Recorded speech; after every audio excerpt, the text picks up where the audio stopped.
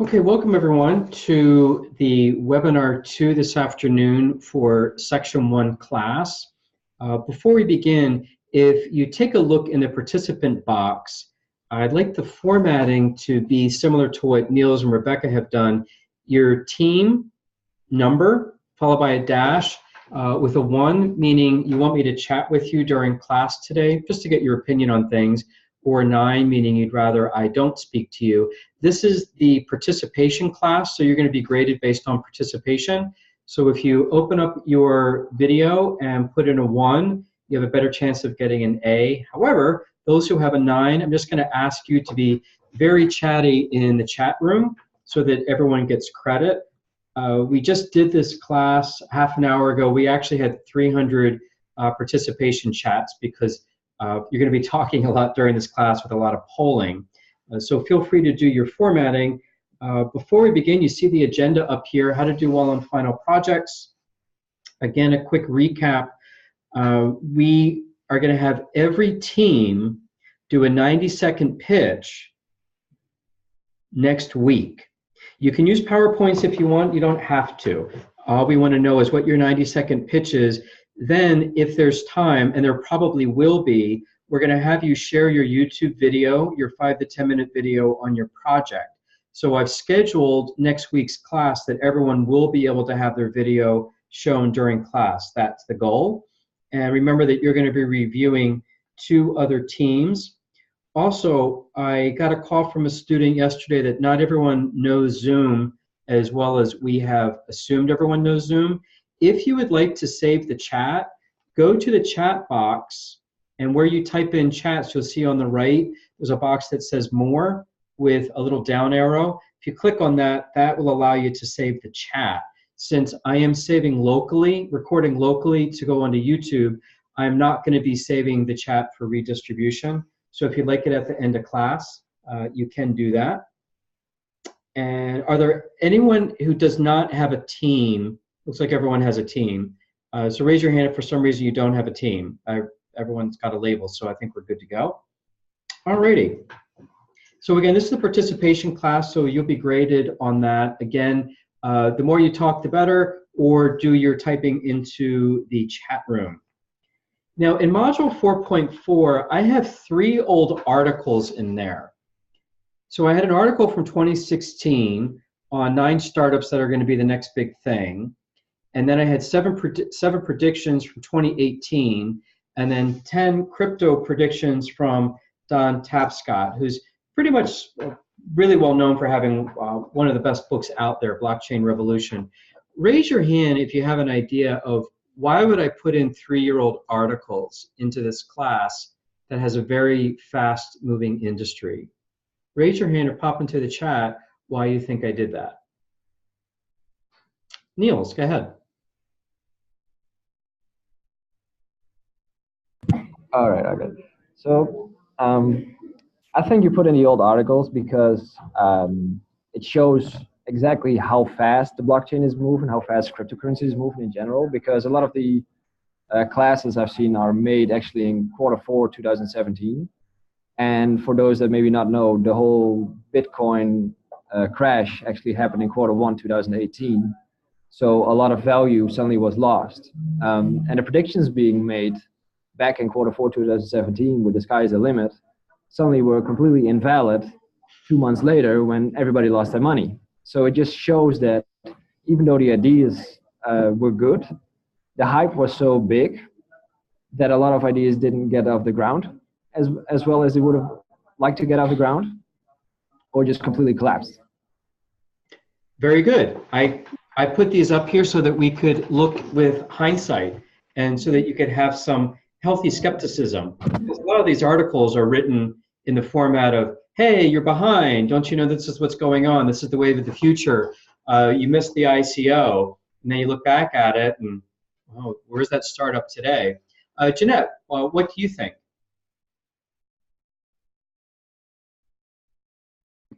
My understanding was very similar. It was good to see what was expected, what happened in the market, and then to actually see what happened. So I did the same thing where I looked at it and I was like, okay, well, I remember this and this isn't what actually happened. Some of them really surpassed what was expected to happen. I think it was really interesting to be able to see that part where I was like, so many people did invest, and I had a lot of friends that did invest and were super excited. And as soon as it didn't do as well, everybody kind of jumped out and was like, okay, I'm done. But, it's, especially specifically with Bitcoin, it's not over until it's over. So I guess just keeping like this healthy mindset of it doesn't necessarily mean that it's going to pan out the way that you think, but that doesn't mean that there isn't chance for it to do better. Excellent. Were there any predictions that you thought did work out? Because I think we had, about 20 of them. There were about 20 predictions in these articles. Did anything, in your opinion, actually come to pass? For me, what did come to pass was the understanding of it. So I wouldn't say that it's generally understood, but I would say that a lot more people do understand blockchain and do understand what it is, and they do understand even if you think about Bitcoin.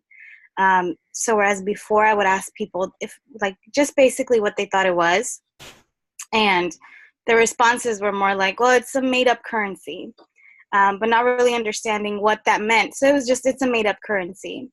And then today asking people, do you know what it is?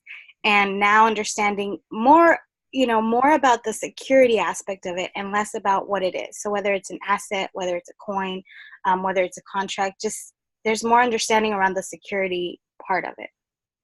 Interesting. To that point, I used to own a money management firm before I became a teacher, and I focused really more on the emotional decision making that people do with investing. And when I was in Japan last summer, I met a lot of Bitcoin billionaires, and I didn't think that they had a lot of money because they were so tacky. Like everything was like Louis Vuitton belt buckles the size of my skull, and I was like, Vegas, But it ended up, they were billionaires. Like they really were, and but they weren't investing in startups, which I found very interesting. And through the translator, I was asking them, you've made billions of dollars, a couple billion, and now they're like down to 1 billion because of the crash, and you're not investing in startups. Why? And what really came out is that they have the same mentality that people have who inherit money, that when you inherit money, you tend to be really cheap because there's no more where that came from. Mm-hmm. And so a lot of these Bitcoin billionaires basically feel like they got lucky, that it wasn't enough talent. It was, hey, right place, right time, whatever, I'm a billionaire. But now when it comes out to forking what money you do have left, they've gotten really tight-fisted with it, which I found was very interesting, that even though they're still billionaires, they're nervous. They're not really as confident in the space. And that was just an anecdotal observation. Now what we're going to do is move on to case studies. Before we move on to case studies, would anyone else like to raise a hand and chat about these predictions that may or may not have panned out? Rebecca. I think one of the predictions was that tech giants will kind of join this hype around blockchain. And looking into the whole of the documents that you gave us, Microsoft, IBM, and WeTrade, they have joined the bandwagon, and they are now involved in the whole community as well. So definitely came true to a certain extent. Yeah, and to your point, Bank of America is filing patents all over the place for blockchain technology, which I always thought was interesting because I used to be a client of Bank of America, and I was like, oh, they don't know what's going on. I think I'm wrong. I think they do know what's going on. Okay, let's move on to case studies. And what's going to happen here is that we're going to be doing a lot of polling. The polling is going to count towards participation. So again, lots of opportunities for everyone to get an A in class today because I'm making it really easy to do. Before we pop into the case studies, again, so that you do well on the final, this is the format that I encourage you to take a peek at. State the problem that blockchain is solving. What is your solution? Please keep it as simple as possible. Make sure like a friend who hasn't taken this class could watch your video and understand it. And I would encourage you, but you don't have to follow this, encourage you to have a true need for blockchain as opposed to a nice to have blockchain on this. If you can get a token in here, which is really hard to do because the token's going to have to do something that money can't do.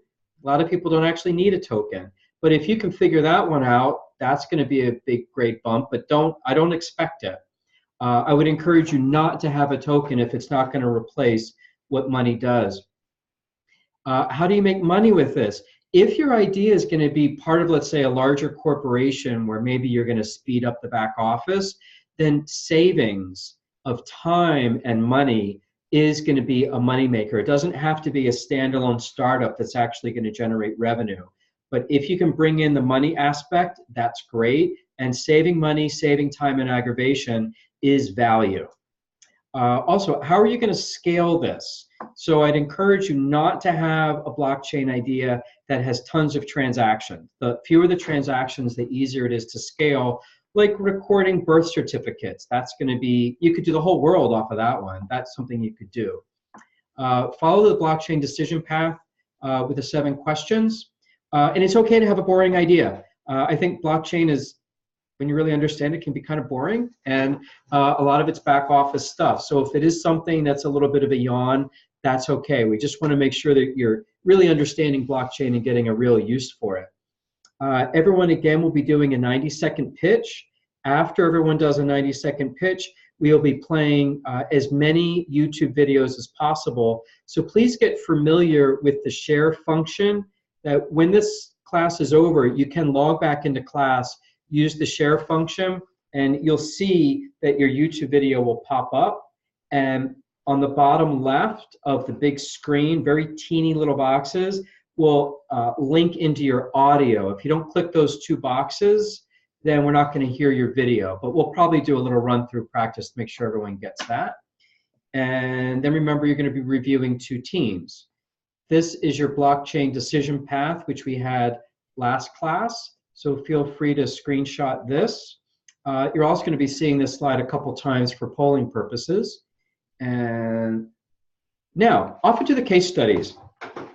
So SAP, you'll notice that this is current. So no more 3-year-old articles. This is actually, the ink hasn't dried on this article yet. It was published January 17th. And as you'll notice, it's basically SAP is trying to target counterfeit drugs. And what they're doing is that they're using blockchain to track the return of unused drugs to wholesalers. And that's about $7 billion of value.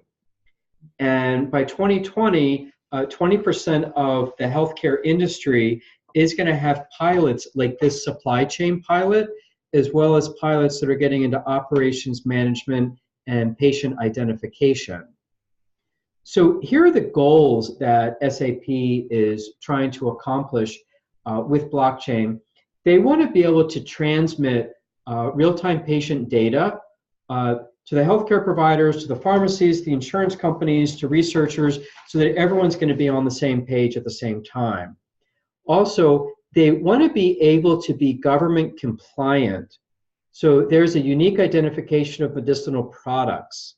So think of QR codes on a box of pills, where they know exactly where this came from. Also, there's a compliance requirement with the U.S. Drug Supply Chain Security Act.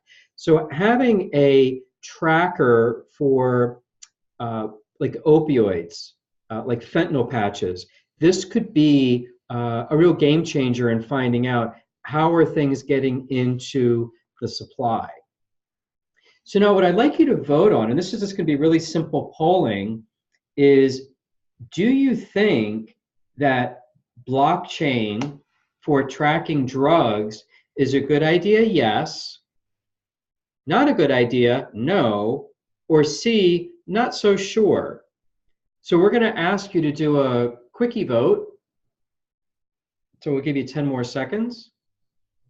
And I see Niels is sharing Rebecca's laptop. So Niels, I'll let you double vote, so you can do that in the chat room if you like. And let's share these results. Okay, so we have 3 students say yes, it's a good idea. one is a not so sure. So let's do a little hand raising and just share with us why you voted the way you did. And since it's such a small class, if you talk even a little bit, you'll get an A for participation. So would you be willing to share with us why you voted the way you did?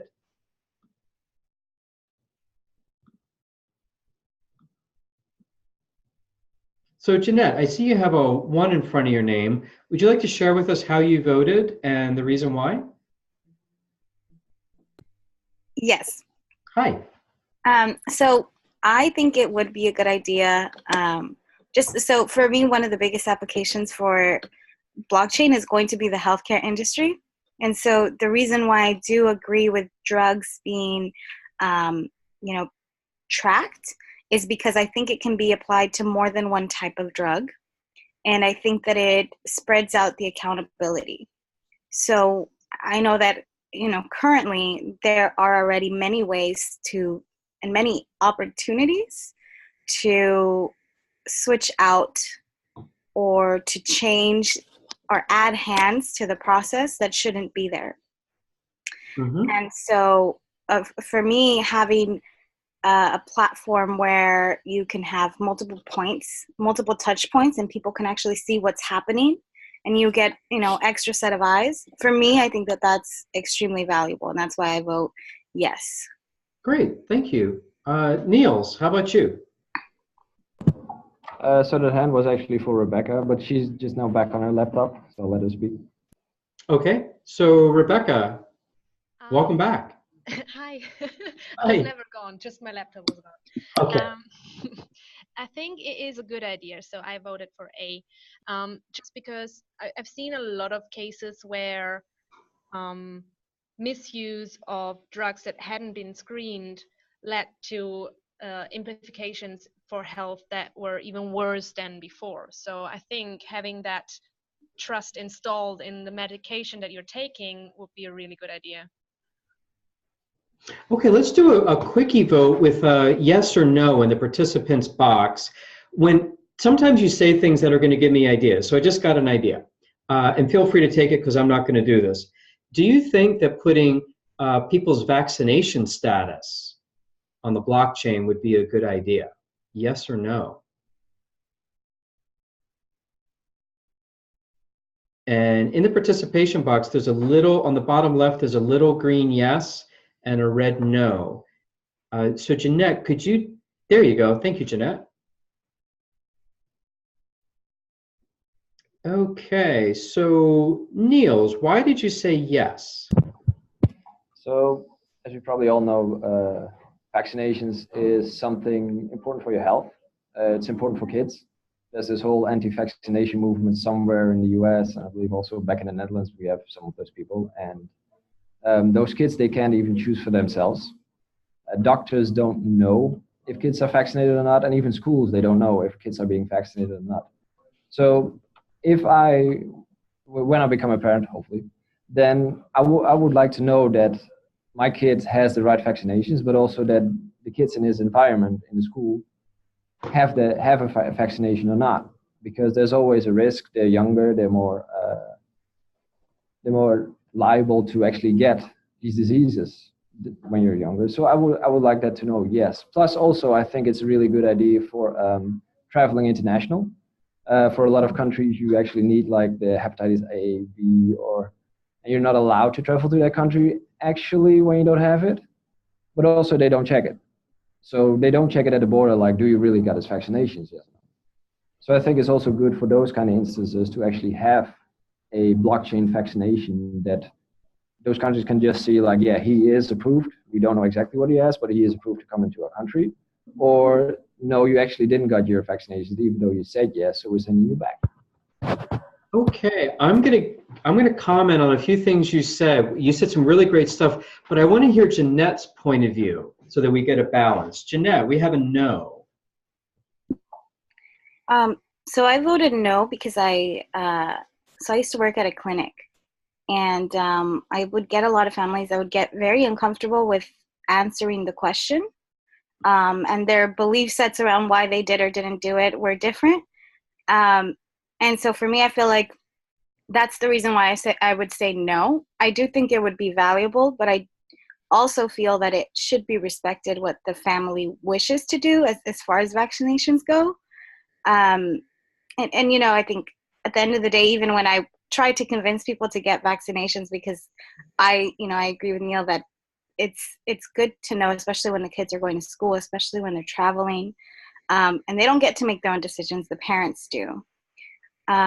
So that's why it's more of a no. It's like maybe not now until we can more or less understand or be able to explain to families why it is important, and find a middle ground between whether it's religion that stops them and maybe the science of it, and see if there's a way to join the two and have a more empathetic way to do it.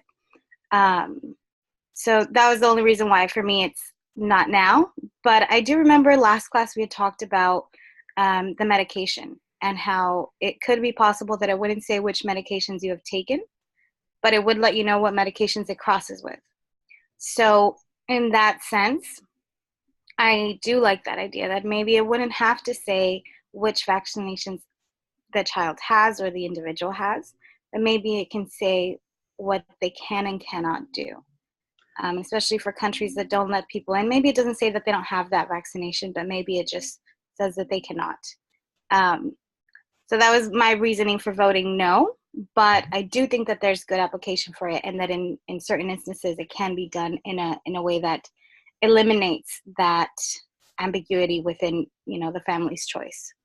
Now, this is very interesting, and I'm glad we got 2 points of views, because you're going to watch me like digitally tiptoe over the thin ice of the controversy of the vaccination thing. And, I shouldn't, I don't want to know what my kid has taken or not taken. So we will stay away from that. However, what we can do with blockchain ideas is mini test them on small levels where it's not controversial. So Right. Neil gave me an idea. When you go to China, Africa, Australia, wherever, these governments say you should have certain vaccinations. And to Neil's point, which I didn't know, they don't check. Well, wouldn't it be nice and easy if I had a little green thumbs up on the vaccination blockchain that says, yeah, I'm thumbs up for China and Australia, and I'm thumbs down for Tahiti and Barbados. And so my privacy is protected, but now the government, that might actually be protecting the government's citizens if you really are letting people in without checking their vaccinations. So that could be a nice low controversy way to get started, kind of see how that rolls out in a country that says, yeah, we want to know if you're vaccinated or not. Like the Philippines with their leader, he's strong, let's say, and so he would say, you're going to do this one way or the other, and you could get the bugs out in the system. Then you could tiptoe over to, let's say, Massachusetts, super liberal, and maybe some of the bugs have come out, and then we figure out, how do we protect our children while respecting other people's beliefs and privacy without getting everyone into an uproar. So you can think about, where could I take this technology where it would be welcomed? Another idea is voting. That's another touchy one, that they're already doing voting on corporate shareholders when you vote for people on the board. So I get these all the time because I have a Vanguard account. So they'll say, hey, do you want this certain person to be on the board of your mutual fund?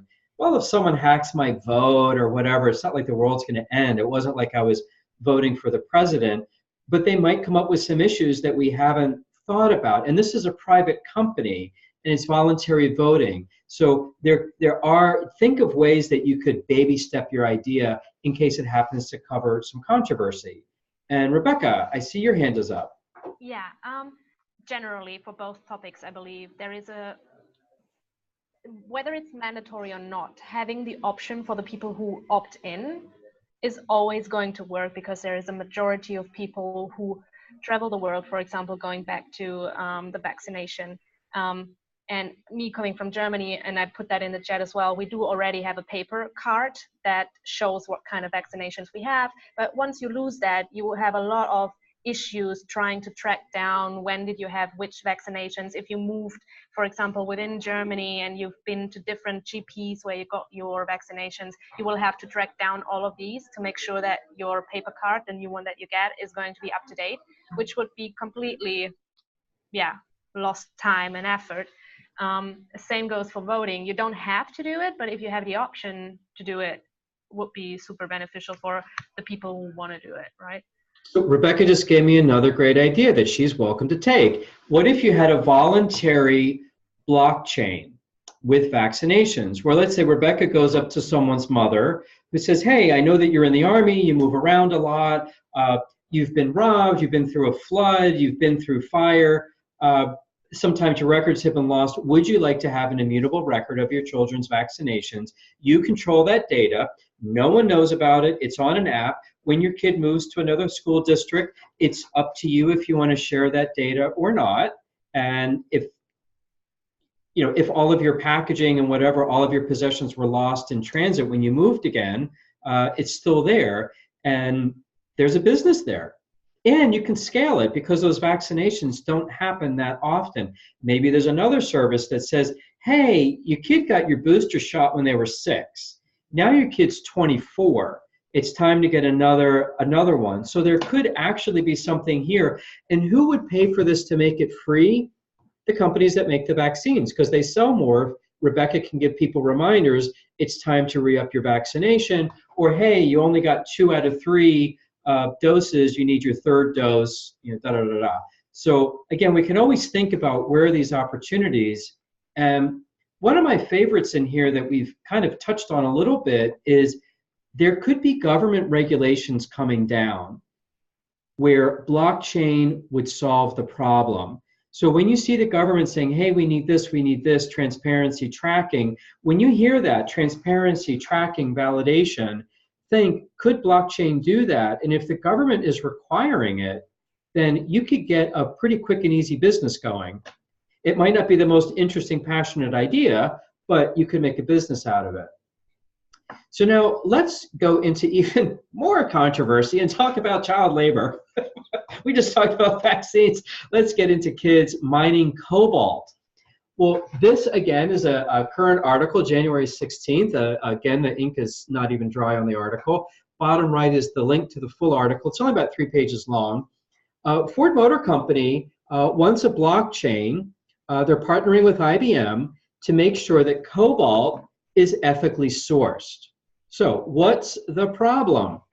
Child labor. Sometimes children are used to mine cobalt in the Congo. Well, why is that a problem? Well, because electric cars need 20 pounds of cobalt, a laptop needs 1 ounce. And by 2026, there's a growth estimate that there's going to be an 800% increase in demand for cobalt, which means, okay, if they're using child labor now, maybe they're going to use more of it. And a lot of people don't want to have an electric car that was built on child labor. Well, let's look more into the problem. The blue chip in the map is the Democratic Republic of Congo. Some, not all, of their mines use child labor. 60% of the world's copper comes from this region. 20% is mined by local people with small mines, some of whom have children. So the children are in the 20% category. 80% of the rest of the cobalt is produced by industrial mines. So this is where the problem is coming from. Now, here's the challenges that these informal mines, they're going to have to be monitored somehow. How do you know that their children were or were not involved in mining cobalt at these small mines? And how are these small mines going to transmit their compliance? Do they have smartphones? Do they have internet connections? I have never been to the Congo. I don't know. And the Congo, according to this article, has some lawlessness going on. So would people even comply with this, understand the blockchain, be able to use it and log on to it? And even if they did, would they tell the truth? What's the incentive for them to do that? So I have a lot of questions. However, the blockchain partnership, which has been established, is between Ford Motor Company, who wants to assure that their consumers are buying cars that don't have child labor. IBM is part of the technology, as well as RCS Global is one of the partners that's going to be verifying the source of the cobalt. So what did I do? But I went on LinkedIn. I introduced myself to Manish Chawla from IBM and Dr. Nicholas Garrett from RCS and said, would you like to be guest speakers in a live class that I'm going to be doing in the next month or so? I also contacted your dean, because I'll be doing this for my Harvard students, but it's open to anyone. And I said, can I invite you? And she said that she would think about it. And you have a link to all the 23 interviews I've already done. This is going to be recorded and put into that link with the 23 videos that you already have. However, I'd like you to have the opportunity to attend this live and talk to these people. So raise your hand if you'd be interested in attending this. The guy from IBM already said yes. Garrett hasn't gotten back to me yet, but he did connect with me. Raise your hand if you would like the invitation to attend the guest speaker lecture, and you'll be able to talk to these guys. And if I get one hand up, I'll tell the dean, hey, everyone wants to do it. Look at that. Over a third of the class, 2 out of 9 wants to do this. Great. So back to the blockchain trail issue. So this is actually images of, according to Google Images, children mining cobalt in the Congo. And what the blockchain project's going to do is that they're going to do a small project where they're going to trace the cobalt from one mine to a smelter. They're going to track a company called LG Chem that moves it to a battery plant in South Korea. They make the battery, they send it to Ford in the United States. So now you're going to have this immutable trail, and everyone's going to be able to take a look at this. And all the participants are going to be validated. RCS is going to be the validator. Now, let's take a little closer look at this validation. This is what RCS does. They're going to do the validating, and on one level, this is the guy's business. So he wants to make sure that he does a good job, because he doesn't want to hear, oh my God, I validated some cobalt, turns out the children were involved. So he has an incentive for his business to do the right thing. This could replace third-party audits that are already in place. I have no idea how good they are.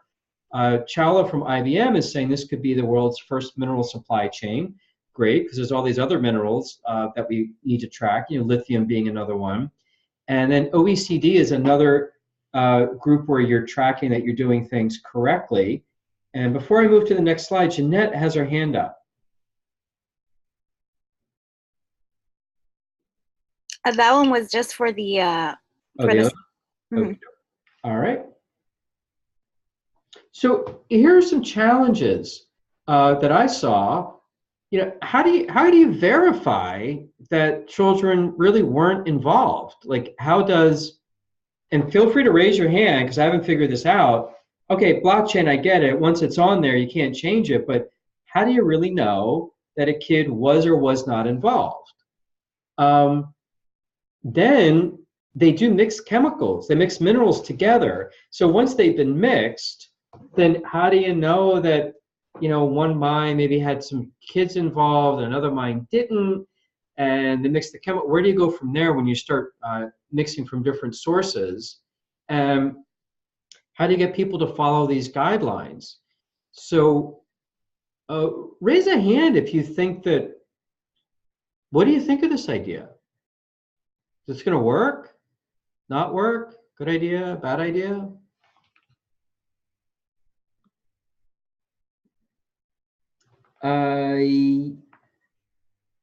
Yes. Zayed, is that how I say your name? Yes, it's Zaid. Zid, hi. Yeah, hi. I was thinking about these problems before they were mentioned. I think it would be very difficult to monitor this. I mean, I do understand that the blockchain would really be beneficial for this sector, this industry, but somewhere like Congo, where technology isn't even available to this population, and I can't imagine how they would be tracking the young children mining the cobalt. Even because before they even come onto the blockchain, that period, for me, seems like it cannot be monitored, because it's a lot of space where they can manipulate and cheat or be dishonest. The kids can still be mining the cobalt and everything. And then once it's on the blockchain, that's good. But before that, I don't think it's... So Zid brings up an interesting point. Once it's on the blockchain, it's verified, but how do you know that the data is good before it gets there? And that can be a great question for anything you put on the blockchain. And Zid, before I let you go, do you know how to electronically raise your hand in the participants box? No. Because I saw you raise your hand. Can someone just open their mic and tell them where you see it from the... I see it now. I see it. See it now? Okay, great. Indy, I see your hand is up. What are you thinking? Yeah, you hear me? Yes, hi. Hi. So I'm thinking about, this would only work if the children have a smartphone or an electronic device that can communicate with the blockchain. But if you can get them to give consent, and that would be tracked onto the blockchain, that's how you can perhaps verify if they are 18 plus. Okay. And, yeah. Yeah, no, go ahead. What do you think of this idea? Because I think you and Zid bring up an interesting point. I mean, I haven't been to the Congo. I don't know what it's like, but I wonder how reasonable it would be to think that the kids would have smartphones. Yeah, of course. No, that's what I'm saying. So Yeah. it's a possible solution, but... And even if they had them, yeah, would their parents do something about it? Well, we did see, if we go back a couple slides here, is if we look at the market demographics on the bottom left, 20% of the local mines seems to be where the problem is, and 80% is produced by industrial mines. One potential solution is that Ford only does business with industrial mines, which would allow industrial mines to perhaps purchase these local mines, which would bring them into compliance. However, what if these local mines, now the price drops? Because these industrial mines know you're not going to sell anything unless you're on the blockchain, so I'm not going to pay you what you're worth. I'm going to pay you a discount because your stuff isn't going to be bought at all. Or maybe there's a little bit of corruption. Like, hey, maybe I'll only pay you 80 cents on the dollar for your cobalt because I know your children were mining it, and I'm going to wash it into my industrial mine supply. So again, thinking how you can... The reason I bring up these ideas is to show you that blockchain doesn't solve everything. And it's the big challenge is getting it up to step one. Zid, did you want to add to that again? Yes, I just wanted to add to the point where Indy mentioned that if you provide these people with smart devices where they can be tracked and monitored, that people above the age of 18 are the ones who are mining the cobalt and adding that information onto the blockchain. But it's still easy for a country like Congo that, for example, I would be, say, 20 years old, and I have 5 children under me who are mining for me, and then I'm the one entering it onto the blockchain. So you wouldn't be able to track that either. Good point. And on Team 9, let me try to say your name, but tell me how to say it right. Olan Rawaju. How did I do on that? Sorry. Yeah, you did pretty good. Okay. Pretty good. I'm surprised. So, I mean, I'm from Nigeria, and if I'm thinking about it, because I've never been to the Congo as well, but if I'm thinking about it, considering the climate I'm from, it really is going to be hard to track the children, because from the local mines, right, I'm thinking it's going to be a really family thing. So one guy that runs the mine might have his nephews and nieces. So it's going to be very hard for them to actually get on the blockchain. And like Zid said, it probably will be through the guy.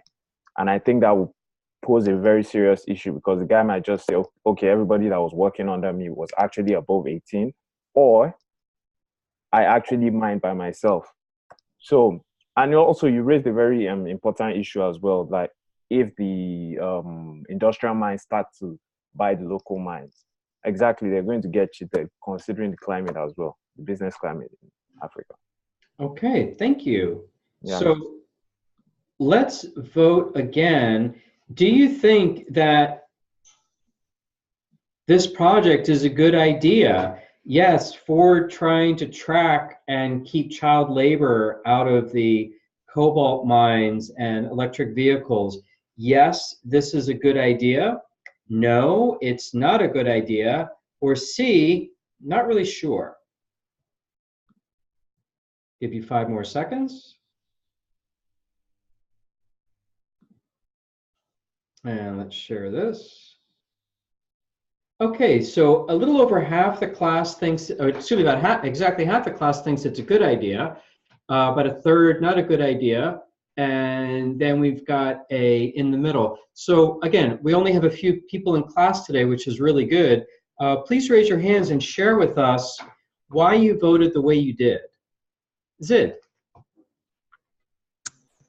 Even though it's going to be hard to track, and there's a lot of ways where it could be the system could be manipulated before it's onto the blockchain, simply by at least trying to do something like that would be a good idea, even though it wouldn't be completely accurate, but it would be a direction in the right path, because as long as you start, then eventually you could find ways to improve it and make sure that it's working properly in the way you want it to.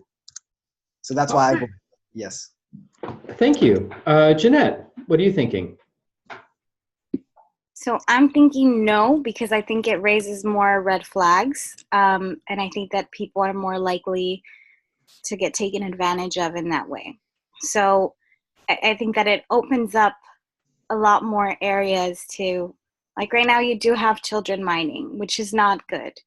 But if that means opening something like this means that I can go to those families and be like, look, you're going to get nothing for it because they know your kids, but I'm going to rip you off anyway, still take what you're doing and allow it to keep happening.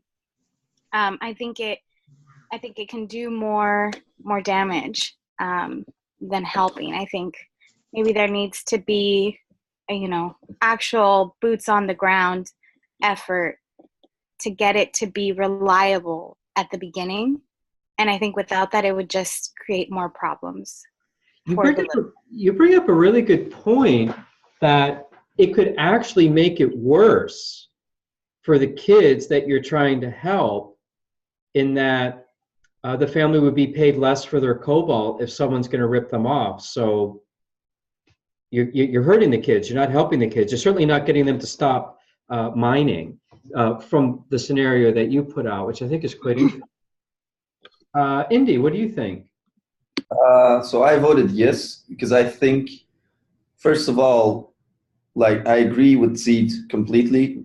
Any effort to try and improve their lives or how cobalt is mined is a good effort, in my opinion.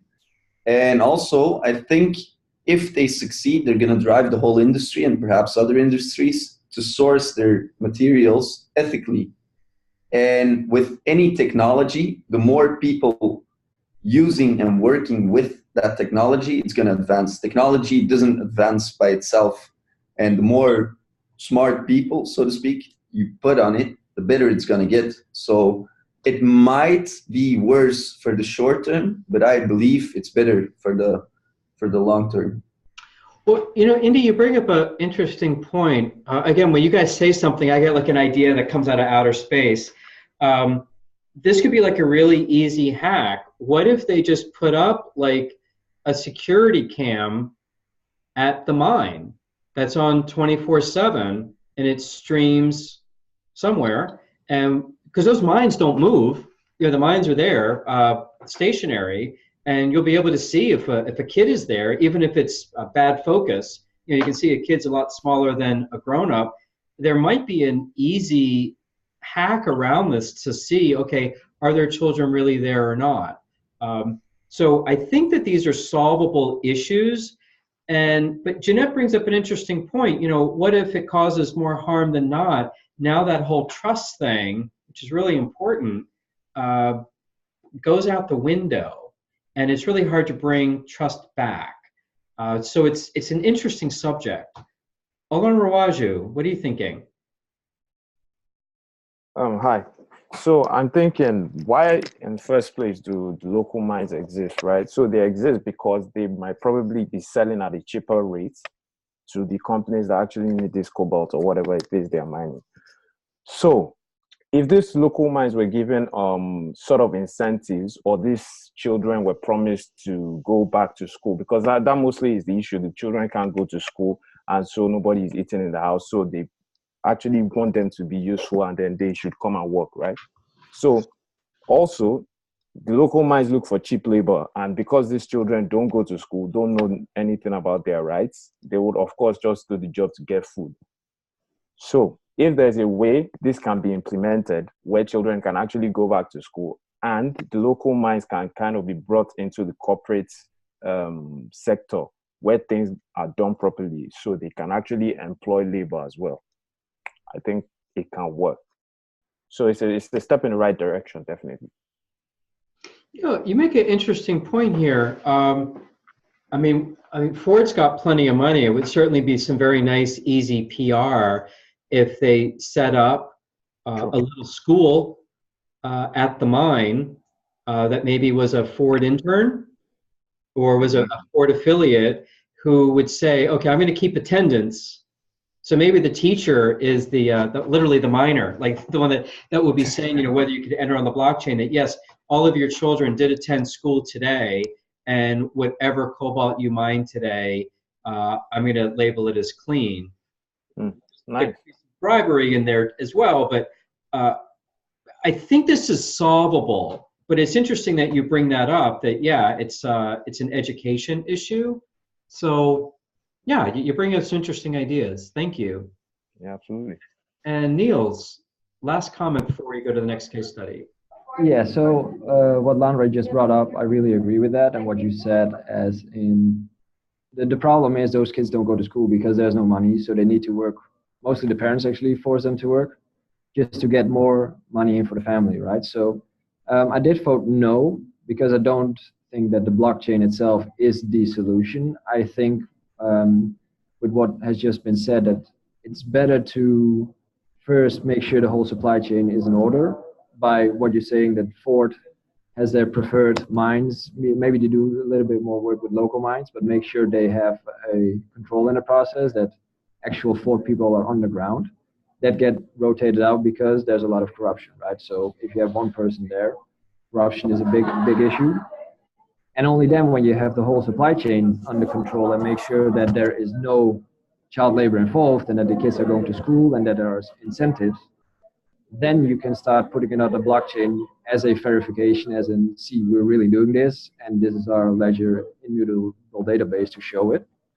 Because I'm not sure how they did it, but we already had this problem, of course, back in Bangladesh and stuff, with Nike, Adidas, and all the shoes being made by child labor. And I'm not familiar with the whole process, how they banned that, but because there was so much public controversy about that, I believe most of it is gone by now. So take an example of how they did it, and make sure that the people on the ground, they get better from it, and not just the corporates.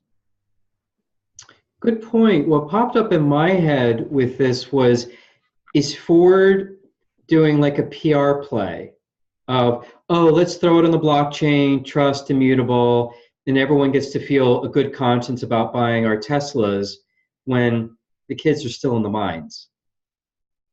So that was sort of what popped in my head, which is why I invited them to be guest speakers, because I want a student to raise their hand and say, hey, are you just feeling good about yourselves and not solving any problems? But yeah, I mean, that's what colleges are for, to ask these questions. Okay, so now we're going to be moving on to industry votes. I'd like to get your opinion on using blockchain for quick payment processing. So that would be remittances, being able to wire money. Do you think that blockchain is a good idea in banking so that you could take your smartphone and wire money back and forth to people? Yes, it's a good idea. I like it for blockchain for that. No, it's not. Or C, not so sure. So I'll give you 5 more seconds.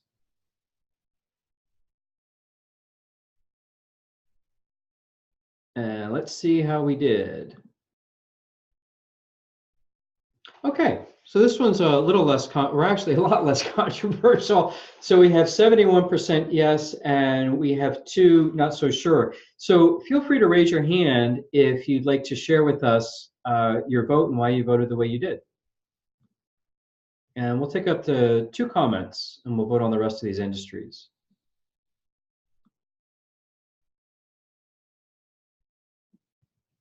Okay, no hands, so let's keep going.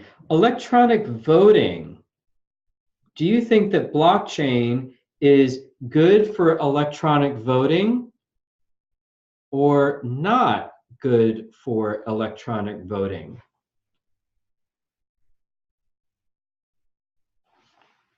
Give you 5 seconds. And let's see how we did. Interesting. 86% yes and 1 no. So let's get some people chatting here. Indy, how did you vote and why? I voted yes. I also think this is one of the best applications of blockchain. First of all, you see the problems in Congo at the moment with the elections. Potentially Trump with the Russians. We still were not 100% sure about it, but it wasn't. Well, there was something fishy. Niet. And then, I mean, the problem. So in Belgium, I'm from Belgium. The problem in Belgium. Well, it's not really a problem. So we don't have the right to vote. We have to go vote, and still 10% of the people don't go to vote.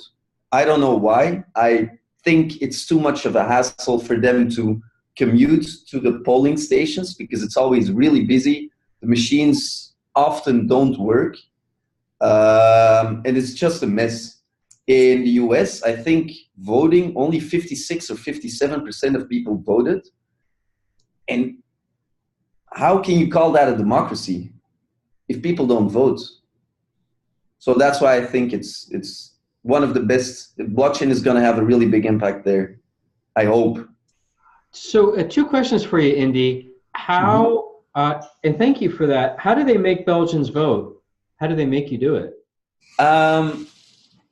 Well, this goes back to 1919, I think, because not everybody was allowed to vote then. The French bourgeoisie, they were in charge and they were the ones, it wasn't a democracy back then. And the Flemish people, so the northern part, they started doing strikes and like protests in order to be able to vote. But then they didn't give them the right to vote. They have to vote. Everybody has to vote, and otherwise you get fined if you don't vote. Okay, so you get a fine. Yeah, but still 10% of people don't vote. Interesting. Yeah. But it's a little bit less, like 7. There was another video that was in that group of 23 of those interviews, and one was a friend of mine who, he wasn't the deputy prime minister of Estonia, but he was a deputy something. He was on the cabinet. And when we interviewed him about voting, they did have an increase in the number of people voting, but it wasn't as large as I thought. I think it doubled from like 15% to 30%, but it didn't go to like, it wasn't like 95% participation. I was really surprised. So that was just sort of like an aside there.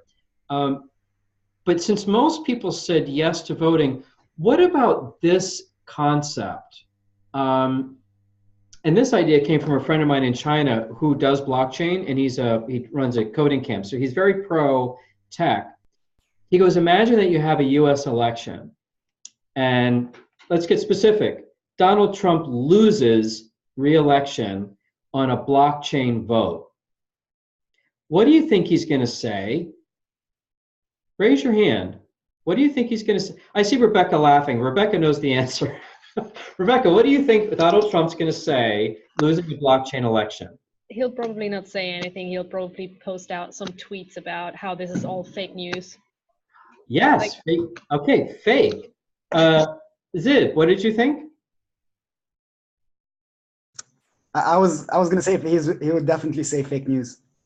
Yes. Yeah.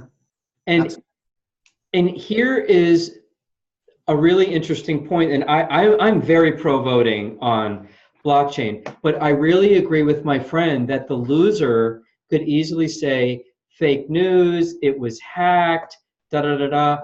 And to his point, when we say, hey, rigged election, we can open up the ballot box and recount the ballots. As clunky as that is, his argument is that people understand that. But when we say, hey, the blockchain was hacked, I don't even understand it, what's the system? It does lose trust. And even if I recounted it, you still don't know what's going on. And his point is that people won't trust the system they don't understand. And I'm curious what all of you think about that point of view, because that actually got me to stop talking, which is rare. Jeanette, what do you think? So I think that's a really important point. And to that point, when I think about Trump and his win, he won with basically middle America. And, when we think about that, without making overgeneralizations, but people tend to be less educated in that area. People tend to be farmers. They tend to live in more rural areas. They tend to have different values than, I would say, the crust of the United States, which is the outer edges, which tend to be more liberal, more educated. And so I think I said no to the question, and I think it's not a no forever. It's a no today. There aren't enough people that understand the technology and that are willing to interact with it yet. I think there's a lot of buy-in that has to happen from a majority of Americans and a majority of citizens. So I think that, right now, if Trump says fake news, there is a lot of us that are like this guy. But even today, there's still a lot of followers that are very, very sure of everything that he says and are willing to believe what he says regardless of what it is. And it's this sort of loyalty that they see him as the truth and everything else as fake news. And vice versa, the other side believes everything he says is fake news. And so I think there just needs to be a lot more understanding of the technology. There needs to be more education to other people. And so it would, if it lost its credibility now, it would be detrimental to the technology in the future. Well, there's a good point. Yeah, if you don't get it right the first time, you might not get a chance again. Thank you for that, Jeanette. Rebecca, what do you think? I think I just have more of a question rather than a statement here. I'm just curious to see what everyone's take is on. It feels like, at least with the younger generation, a lot of people are not as educated or just too lazy to go to vote. And especially if you look at Brexit, a lot of people didn't go voting because they thought, oh, that's never going to pass. Like, this is never going to be something that's actually going to win an election. I'm just thinking taking out the hassle of physically going somewhere could potentially improve votings in general, like the number of votings. Just thinking if that's a thing or if that's just me making things up in my mind. Oh, good point. I mean, I think I might be more inclined to vote if I could vote as easy as it is for me to, turn on a movie on Netflix. So yeah, if you can make it easier, more accessible, sure, why not? Or maybe I get a free ice cream bar. and I vote at the grocery store, whatever it takes. And then last comment before we move on, Zid, what would you like to share with us? I just wanted to agree with what was being said, especially with what Jeanette said. If blockchain is being used for voting, say here in the States, and the people who they actually never used blockchain, they don't really understand what it is, and they have no experience with it, it would be hard for them to trust the system, even though blockchain claims that it's very transparent and very auditable and everything. But for them, it doesn't really connect. So it would be easy for the majority of the population to believe that Trump would say that this is fake news. Gotcha. Yeah, that was just my comment. Thank you. So what we're doing now, and I think I mentioned this already, is to baby step the voting. They're actually doing voting in mutual funds when you have to vote for someone to go on the board of a mutual fund or in a stock. So if you own securities, you might be getting emails now saying, hey, vote that you want to be on the board or not on the board, or you approve this person, and they're actually using blockchain for that. I actually got my first blockchain verified dividend, which the SEC didn't know what to do with. So you can do it on these small levels where it doesn't really matter. You could even bring it into Hult and use blockchain voting for, let's say, prom king, prom queen, use it for high school, like head of student council. So you could do it on like a small level just to try to baby step it. And if it screws up, it's not like the whole world's going to come to the end, because it was a small election anyhow. So I'd encourage you to keep using it, because I love it. We just have to get the bugs out of it. So the next poll is going to be on supply chain. Do you think that we should use blockchain to track goods in the supply chain? And that would be any kind of use, like tracking for food traceability, moving a diamond from point A to point B. Do you think we should use blockchain for the supply chain? Yes or no? 5 more seconds. And let's see how we did. Okay, that was my guess, 100%. Yes. So we'll take one comment before we move on. Niels, what do you think? So I voted yes. I know. So did everybody. I know. So yeah, I think it could be really good, because supply chain, a lot of it is just paper trail certifications and all that kind of stuff.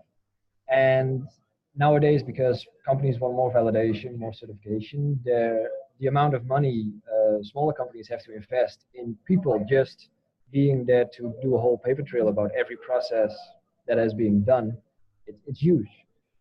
And the thing with the paper trail is it can be falsified. You can easily manipulate it. You can, if you have an audit, you can just have something for the audit that shows that it works, right? Shows. But it actually doesn't, it's not used in everyday situations. Whereas in the blockchain, you can focus more on actually using that, doing what you say and keeping the cost lower, because you just fill it in like, oh yeah, we just, I don't know, repaired this engine of this particular equipment. Check, it gets in the blockchain, it's in the blockchain, and it's done. So I think you could shift the cost allocation of people more towards implying the process. So yeah, I really think it makes it easier in the future just to follow the whole supply chain. Also, you don't have to call all the companies, where did you get your stuff from, where did you get your stuff from? Call this audit company, did they really do that? Yes, no, etc. Great, thank you. Okay, so now we're going to move, let's skip over to medical record keeping. So do you think it's a good idea to store patient records, track your reports, and give the key to the patients, so the patients have a copy of their records as well? Is it a good idea to use blockchain for medical record keeping, and the patients also get a copy of the key? 5 more seconds. So yes, no, or I don't know is C. And let's see how we did. Okay, so 83% yes, and one person's in the I don't know. So how about we get a raise of hands and just share with us how you voted and why. Jeanette. So I actually just got disconnected, so I completely missed the last one. Okay, why don't you tell us how you voted for medical record keeping? So for medical record keeping, I would say yes. And I think that for me, so the way that it's done today, it's done very slowly, and every person adds a different aspect to it at a different time. And when doctors or nurses or anybody like that gets, delayed or backtracked, they don't have to add it. I think they get 24 hours or 48 hours, depending on what it is. So if the next person in line needs anything, they can't really move forward. And because they don't want to delay the process even more, they just go ahead and make a guess. So I think something like this would really help everything be more streamlined, and it would make everything move quicker. And I think it would hold every worker more accountable. So the doctor would know that they have to fill this out right now as they're doing it. The psychologist would do the same. Everybody would just be more on top of actually keeping track accurately as it's happening. Okay, thank you. And just to toss this one out for the general public for participation points, what do you think of the patient being able to possess the key to their patient records? What do you think of that, Rebecca? Well, I guess if the patient is the one who's the data is about, why shouldn't he have access or she have access to it? I mean, it's about my physical health or mental health, depending on what kind of aspect you want to look into. So I guess we should be the key owner of that data. Okay, thank you. Niels, what do you think? Yeah, I agree with Rebecca. It's also just to keep track of what you actually did yourself. I mean, I have flu shots and I don't know, vaccines and stuff, but don't ask me exactly what I have anymore because it's more than a year ago, so I just tend to forget. And it would be super easy if I could just access a database and just see, oh, right, this is my complete medical record. Also, for me, it will be easy with allergy testing. I have a few allergies, but you know the few things like, okay, hay fever and stuff. But regarding food allergies, I'm not entirely sure which fruit and stuff I'm allergic to, so I just tend to avoid it all just to be sure. And it will be super easy if I could just open the app and be like, oh yeah, right, I can have this fruit and not that fruit. Stuff like that. Okay. I did interview someone over at MIT that did a medical health record, and I brought up a little nasty scenario. So let's say that Rebecca is my dentist, and she wants to know, can I look at your records? Well, I really don't want you to know that I'm taking methadone because I have an issue with heroin, that I'm HIV positive. There's some things I just don't want her to know. So if I'm controlling my records, I might just lie to Rebecca and be like, everything's great. Just go ahead, clean my teeth. The work around that is that I'm not actually going to be able to have access to my records. And I'm not going to be able to just give them or not give them or cherry pick them to Rebecca. It would be a key. So for example, like a dentist key. So the dentist needs to know certain information. I don't know what she needs to know, and she's not going to tell me. All I can do as a patient is say, here's the dentist key. So she's only going to be able to unlock information that pertains to her. So she's not going to get the information that says that I have eczema or that I have really bad eyesight, because that has nothing to do with the dental stuff. So she's only going to have access to the information that she actually needs, but they're not going to tell the patient what she needs to look at either, so that I don't start editing my medical records myself. So it's basically, we're kind of locked out of the treasure trust, both of us. We only get limited access to what we need and have permission for. Niels, go ahead. Yeah, so with you mentioning that, I just thought of something. Is there already like a blockchain that is maybe focused on encryption? Because what you just said, I would like my doctor to know certain things that are relevant to him in the appointment, but not everything. So what if you actually make a blockchain that does the whole, what did you just say? What's the word again? The encryptions. Yeah. So it goes through the encryption blockchain. It figures out like, is it yes or no for certain things, and your data is actually stored in the encryption blockchain, but still the doctor gets what he needs to know, or the dentist gets what he needs to know. But your complete profile is not public. Yeah, the way it's designed is that your information's not supposed to be on there anyhow, such as it's not going to say whether or not Niels has hay fever, because if it gets hacked, everyone knows you've got hay fever.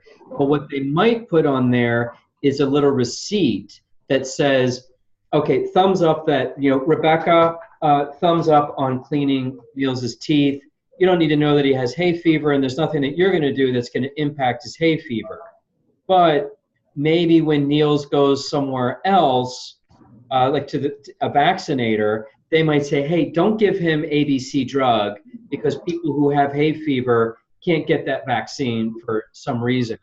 So it might just, again, be a blockchain that has thumbs up, thumbs down, but it wouldn't have the actual data on it that you have hay fever or high blood pressure. Mm-hmm. That makes sense? Yeah, yes and no. I was thinking more about the deeper part, as in there is a blockchain or a computer program filtering that information out that keeps all the irrelevant information on the backside and only shows the relevant information. Well, they do that with permission blockchain. So we could have all of Niels's information, and then we only open up the dentist door for one person, the cardiac door for someone else, and then the dermatology door for someone else. So you can do that with permissions, sharing that information with people. Okay. Cool. Okay. Jeanette. I just had a question with the hacking. So I know that basically what's happening is that it'll be like negative information that's on there. It's not the positive. It's what's left on the, I don't know if I'm making sense in that positive versus negative, but it wouldn't be actually what I have, but it would be what I cannot do with what I have.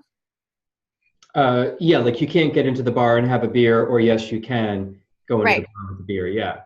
So in terms of hacking, and this is just a question, I don't know if you know, but in terms of hacking, how difficult would it actually be to basically use artificial intelligence to take the information that they can hack, cross-reference it, and find out all the possibilities for a yes? Oh, good question. There's two answers to that. The hash, so let's say that we took, let's say that Jeanette wrote a book, a really long book, and Indy wrote a poem, and we hash those. They're going to be the same length. So when you look at that thing that looks like a serial number, I can't tell if Indy wrote a poem or a book or Jeanette wrote a poem or a book, because it's the same length serial number. So there's no information there. If we change one comma in Jeanette's book and a font of one letter in Indy's poem, the hash changes entirely. So you can't derive anything from it in its present state. So right now it's quote unquote unhackable. However, quantum computing might be able to figure that out. And it's not there yet, but that is basically what people are worried about, that quantum computing will be able to figure this out. Of course, there's going to be someone who's going to figure this out ahead of time, but that's basically what people are worried about, is quantum computing, being able to figure out the algorithm for the hash. So, because if you wrote that same book and that same poem and hashed it again, you're going to come up with the same hash. So the algorithm is actually it's not coming up with something random. It is actually looking at that information, but you can't go backwards. But quantum computing says that you might be able to go backwards. Okay. So just in the interest of time, let me try to get out some more of these polling. So Neil, if I can just move this off to a poll. Food safety. tracking bad food. So Indy got a stomach ache having yogurt at a local cafe, and we want to put all the yogurt on the blockchain to figure out where did it come from. So yes, blockchain is a really good idea for food safety, food tracking. No, it's not a good idea. Or C, not really sure. I'll give you 5 seconds. And let's see how we did. Okay, so we've got 83% yes and 1 not sure. Feel free to raise a hand if you'd like to share with us why you voted the way you did. Or we'll just pop off to the next question. Niels. Yeah, so I'm not sure about it because who says that actually the yogurt gave you a stomach virus? Was it only the yogurt? Was it something else you ate? I think you get into a whole bunch of legal questions, and unless you can really prove that, no, I only ate this yogurt for the past 2 days, so it's really the yogurt. Okay, thank you. Rebecca. I voted for yes, mostly because I feel like with a lot of those kind of things, like there is a proven track that there was more than one item that was, say, not good for your health, right? That's because, or that's why they start recalling those items from retail. And coming from a retail background as well, I know how much effort it takes to get, like, to identify which one of those products are actually the one in question. So knowing the cost implication of these kind of issues, having a validation for, yes, that item in this delivery from day X would be super easy to kind of like just get it off the shelf rather than having to deal with all the administration costs around it. Good point. And even if the yogurt could have been good, but maybe it went on someone's truck to that location and the reefer truck broke down and that batch of yogurt was hot, but it was fine for every other location. So yeah, it gets kind of crazy. Zid, what do you think? I was going to say that having, for example, the yogurt example, even if it was on the blockchain, that would make it easier for you to figure out whether or not it was actually the yogurt that gave you the stomach virus, since you can track the entire path and from where it came from until you ate it. So I would argue that having it on the blockchain, referring to Niels's comment, is that it would help you figure out whether or not the yogurt was the actual thing that gave you the stomach ache. It wouldn't be 100%, but you could still you'd be able to tell a little more if it was on the blockchain. So we know that Indy got sick from something. We think it was the yogurt. We tracked it to someplace in Colorado, tested that facility, and they said, nope, it wasn't us. So it just makes it go faster, is your point. Okay, so yeah, it can prove innocence or guilt. Okay, thank you. So now let's do another one, asset ownership or wills. So do you think that using blockchain to track important documents such as wills, birth certificates, college diplomas, for the purpose of, well, it really happened, maybe I had a flood or a fire, is blockchain a good place to use it as a record-keeping purpose? Give you 5 seconds. Let's see how we did. No controversy there. Okay. Would anyone like to chat about this or maybe talk about a potential startup idea that we haven't mentioned yet in class? Wills is my favorite because supposedly you're only going to die once, and it would stop people from saying, hey, you know, grandpa really meant the money for me, and all these, you know, third and fourth and 12th cousins don't come out of the woodwork. Okay, let's do the last one. So we're going to poll on digital IDs. Do you think that using blockchain for digital identification, think getting out of the refugee camp, that digital identification is good on the blockchain? Give you 5 seconds. And how did we do? Oh, no controversy there. Okay. Would anyone like to share their thoughts on why they voted the way they did? Perhaps there's a thought that we haven't brought up yet. Otherwise, we'll go to our last slide of the day. All right, moving right along. So this is part of the debate and Zid, I'm sorry, go ahead. Did you want to chat? No, sorry, I just had a quick comment on it. I think it's a great idea, especially for the refugee camps, where their entire identification has been lost. And I have a friend back home in Jordan who developed a company called Iris Guard, and he scans the irises of all the refugees, and through that they do, and it's added onto a blockchain, and they can do transfers like money transfers. They can buy things using their iris. And it's used as an identification in general, and it's I think it's a great idea to have that on the blockchain.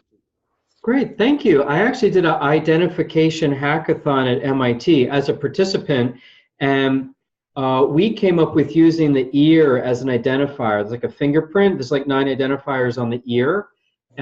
You could actually take a picture of an entire group of people and identify who they are.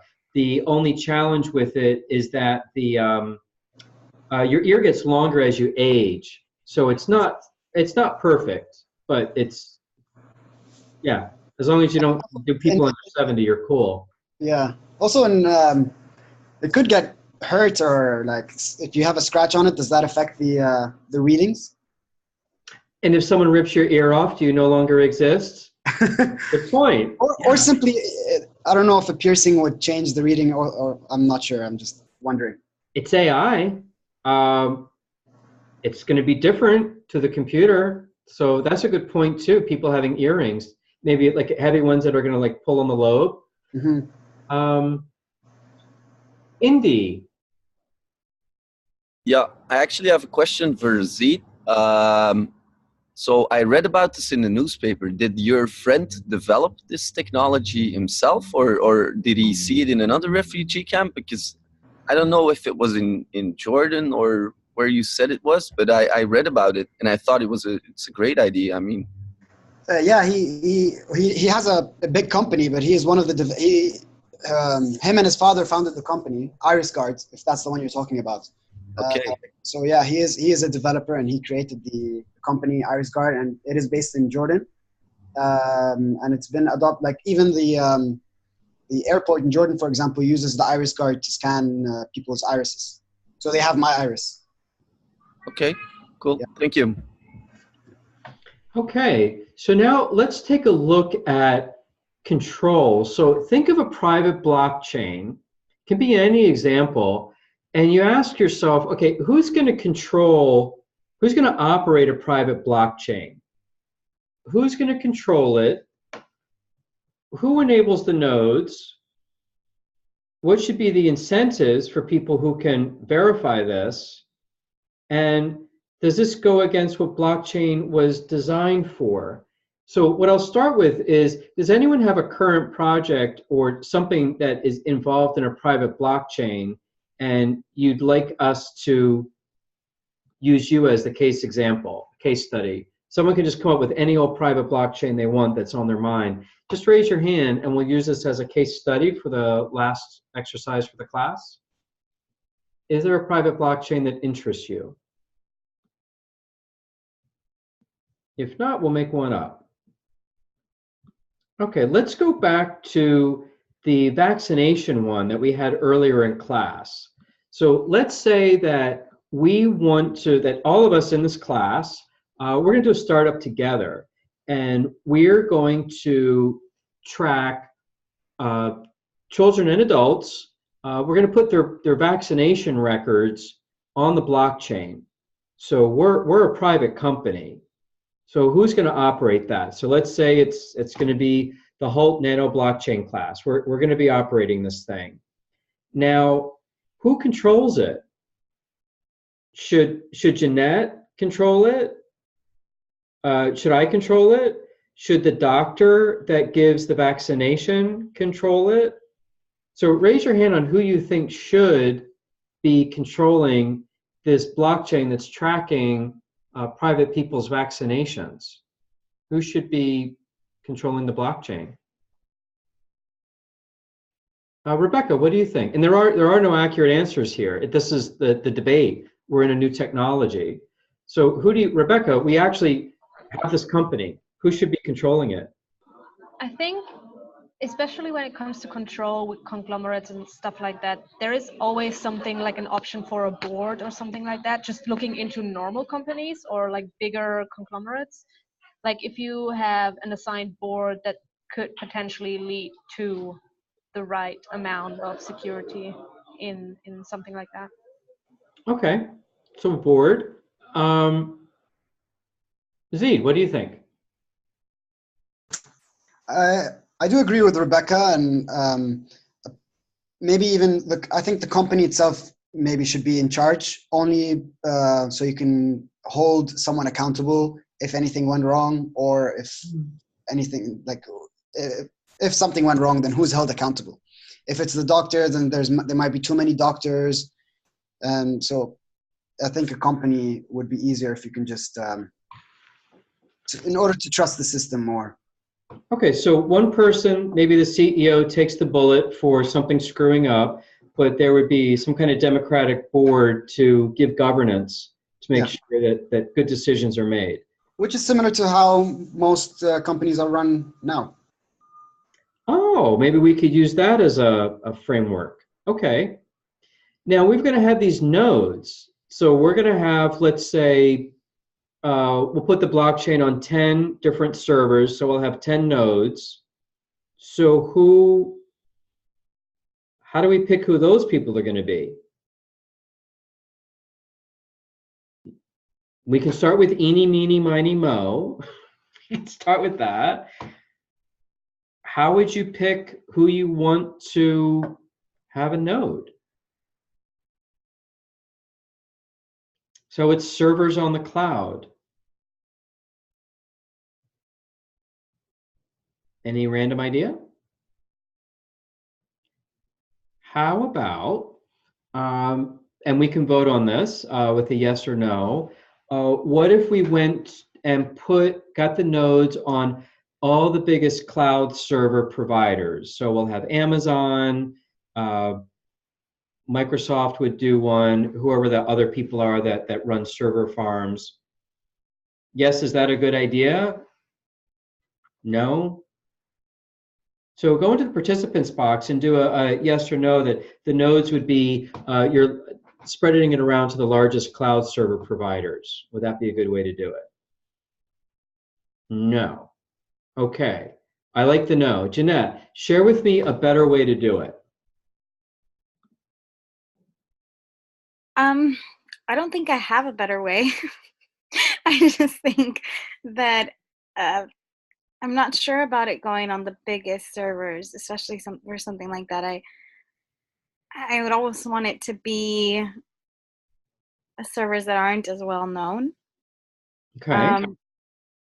And if I'm going to be honest, I have no idea why. It's just when I hear the names, it's like, I don't know about that. Okay, so trust is coming up, it sounds like. What do you think about maybe having a node on each continent? So if there was maybe like I don't know, weather event, we'd have something in Africa, something in Europe, something in South America. What do you think about geographical distribution? I think I would feel better about that. I think there is more trust in that it is more dispersed in a geographical sense. Okay. Versus just all the giants having it. Sure. Okay. Thank you. So next, raise your hand if you have an idea on who should be able to authenticate that Jeanette actually had her nieces and nephews vaccinated. Who should be able to authenticate that, yeah, that really happened? Raise your hand if you think you have a good idea. Oh, look, Jeanette. Okay, so you just vaccinated your niece and nephew at the doctor's office. Who should authenticate that information? I think that one should be authenticated by the doctor or the nurse who administrates whatever vaccine it is. Or if it's like something that's done, a super simple vaccine, like a flu shot, the person at CVS who did it should be able to authenticate that has been done. Gotcha. Okay. Anyone have a better idea or a different idea? Niels, what do you think? So yeah, I agree with Jeanette. Personally, I find it a little bit hard to think in this concept of vaccines because you mix the consumer part with the corporate part. So I'm trying to figure out in my head how to exactly intertwine those parts. If I may give an example of just corporations, the way how you could run a blockchain that, for example, the automotive industry runs, is make sure all the competitors are on the same blockchain and verify each other so that nobody can change anything without their competitors knowing. That creates fair competitive, I lost the word, creates fair competition. Okay. Yeah, with the vaccines, I'm a little bit stuck in my head with that. Gotcha. Thank you. So we are at 4 o'clock, and I want to be mindful of everyone's time. Rebecca, last comment of the day. Yeah, I was just tapping on the idea of, does it have to be a one-way authentication, my word. Because usually, especially if you go into the vaccines, it could be the person who gives you the vaccine plus, for example, the medical help assistant or myself, who does kind of tick that box that I received the vaccine and the medics gave me a vaccine. So two-way authentication. I like that. And why not add at the final stage that we go back to Jeanette and say, hey, is this information correct before we lock it in? Maybe she says, no, it was just my nephew and not my niece. So interesting. But you see in such a simple idea how it gets complicated pretty fast on how do we keep it fair and trustworthy. So everyone did a great job with participation. With only 7 students in class, it makes it easier. You'll see in the chat box is the latest Survey Monkey. If you would fill that out, that will give us a better idea of how I can make the class better for next week. I will stay around for a few more minutes if anybody needs me.